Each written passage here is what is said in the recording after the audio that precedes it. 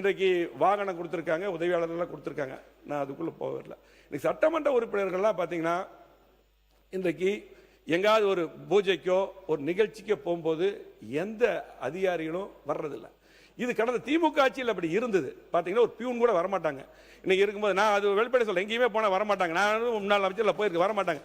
அது இன்றைக்கு தொடருது. அதை முதலமைச்சர் அவர்கள் கண்டிப்பாக அதை மாற்றி அந்த எந்த அதிகாரி சட்டமன்ற உறுப்பினர் பொறுத்தவரைக்கும் ஒரு சீஃப் செக்ரட்டரிக்கு ஈக்குவல். இன்றைக்கு பார்த்தீங்கன்னா ஒரு கலெக்டர்கிட்ட மனு கொடுக்க போனாவே எந்த சின்ன தான் வாங்கணும். அந்த அளவுக்கு அவங்களுக்கு மரியாதை கொடுக்கணும். சட்டத்தில் இடம் இருக்குது. ஆனால் எங்கேயுமே பார்த்தீங்கன்னா போகும்போது யாருமே அதிகாரிகள் வருவதில்லை. எல்லா சட்டமன்ற உறுப்பினராக தான் பேசுகிறோம்.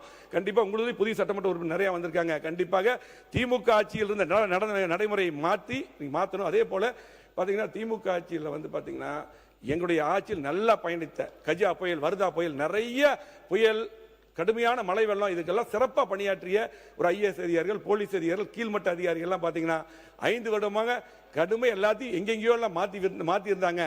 இது இன்றைக்கு தொடருது. நிறைய அதிகாரிகள் சரியா வர முடியறதில்லை, செயல்பாட்டுக்கு வரல.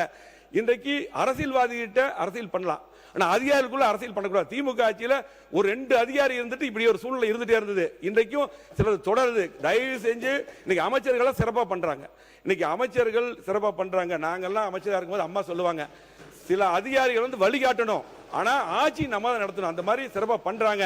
கண்டிப்பா அந்த அதிகாரிகள் பல முறை தொடராமல் அந்த அதிகாரிகள் எல்லாம் பாத்தீங்கன்னா இன்னும் திமுக ஆட்சியில் யார் யார் பவரா இருந்தாலும் அப்படியே இருக்காங்க. நல்ல அதிகாரிகள் இருக்கட்டும் இல்லை, அதிகாரிகள் அரசியல் வேண்டாம்.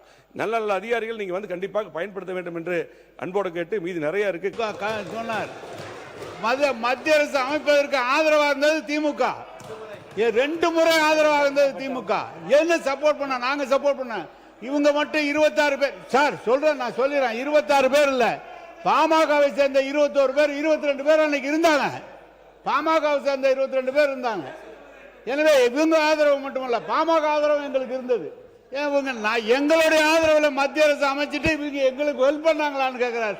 ரொம்ப நீங்க